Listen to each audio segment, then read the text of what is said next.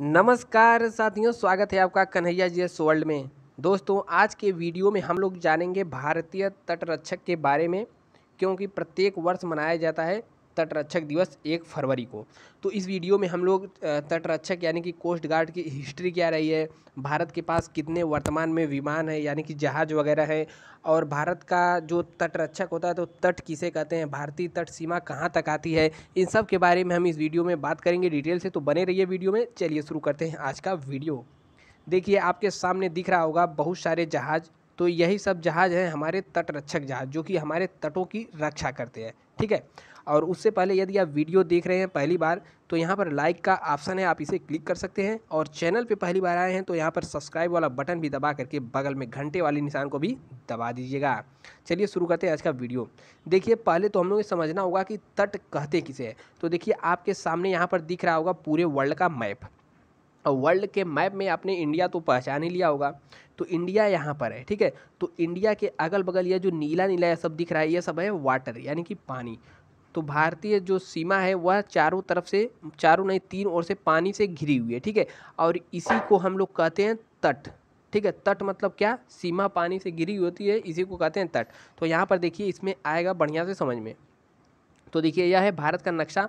और भारत के यहाँ तीनों तरफ जल से घिरा हुआ है, इसे ही कहते हैं तट। ठीक है। और इसी तटों की रक्षा जो करती है उसे हम लोग कहते हैं तटरक्षक बल, यानी कि तटरक्षक सेना भी कह सकते हैं।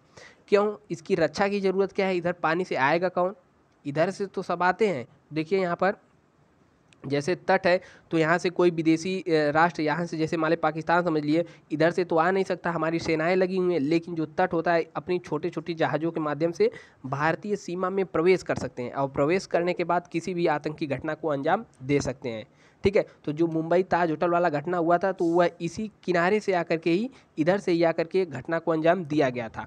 तो तट रक्षक मतलब होता है जो तटों की रक्षा करें, तटों की देखभाल करें, ताकि कोई भी अराजक तत्व हमारे देश में प्रवेश न कर सकें। ठीक है। तो तट और तटरक्षक सेना के बारे में तो समझ में आ गया होगा। अब जानते हैं इसका इतिहास, क्यों मनाया जाता है तटरक्षक बल दिवस। तो देखिए, यहाँ पर पहले थोड़ा सा इसके हिस्ट्री के बारे में जान लेते हैं, फिर उसके बाद आगे बात करेंगे। तो देखिए, इंडियन कोस्ट गार्ड यानी तटरक्षक की बात करें, 1 फरवरी को यह अपना स्थापना दिवस मना रहा है। इसी के उपलक्ष्य में मनाया जाता है भारतीय तटरक्षक बल। ठीक है।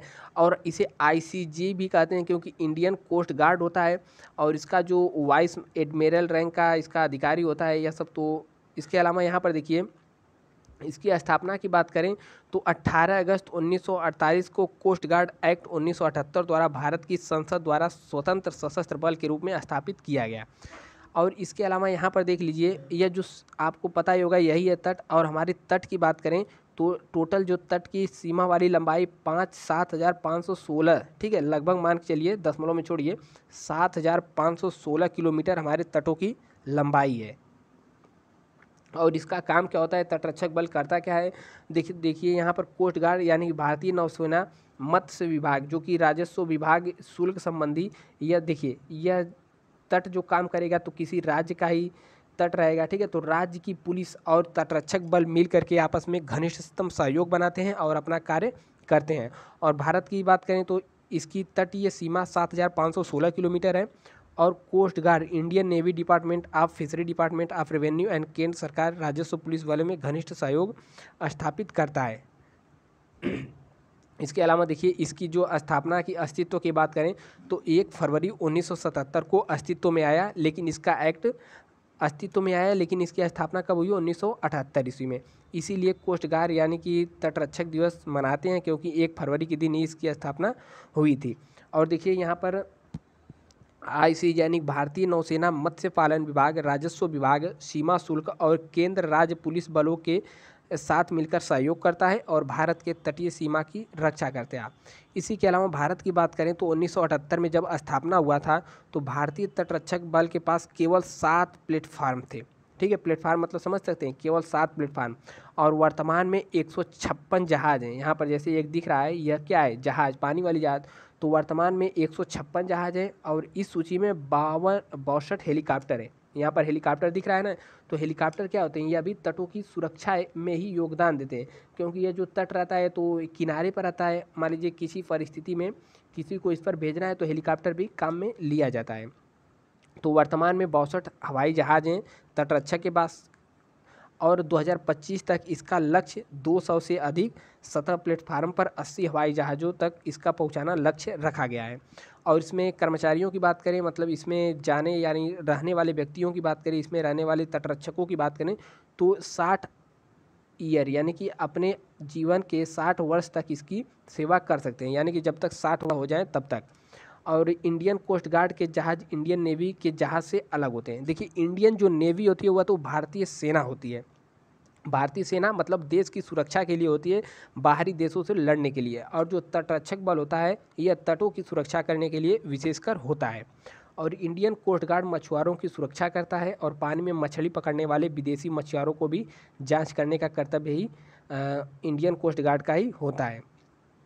और कोई भी गैर कानूनी अपराधी, मतलब गैर कानूनी घटनाएं न हो पाएँ, जैसे भारतीय तट है तो वहाँ पर कोई अन्य देश का मछुआरा आकर के न पकड़ पाए कुछ, या फिर जो भारतीय लोग हैं कुछ अंदर वहाँ पर स्मगलिंग वगैरह कुछ ना कर पाएँ, तो इन सब की देखरेख करता है इंडियन कोस्ट गार्ड।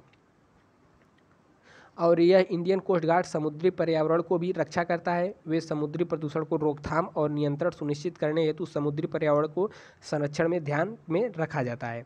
ठीक है। और इसके अलावा आप सब देख सकते हैं, हमने आपको तट रक्षक के बारे में यानी समुद्री तट और कितना होता है और इंडियन कोस्ट गार्ड की स्थापना, ये सब हमने बताया। उम्मीद है आपको वीडियो पसंद आया होगा। यदि वीडियो पसंद आया तो यहाँ पर लाइक वाला ऑप्शन है, इसे भी आप क्लिक करें।